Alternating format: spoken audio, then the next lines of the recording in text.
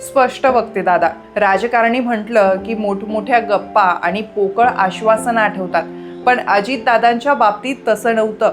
काम होणार असेल तर हो, नाही तर स्पष्टपणे नाही सांगणाऱ्यातले दादा होते. दादांनी दिलेली आश्वासनं कधीच पोकळ वाटली नाहीत, कारण त्यांच्या प्रत्येक आश्वासनात प्रॅक्टिकलिटी होती. त्यांचं फक्त आश्वासन नसायचं, तो दादाचा वादा होता जो पूर्ण व्हायचाच, किंबहुना दादा तो पूर्ण करायचेच. त्यामुळे दादांचा हाच स्पष्ट वक्तेपणा आणि दिलेलं आश्वासन पूर्ण करण्याचं तंत्र राजकीय नेत्यांनी आत्मसात करायला हवं.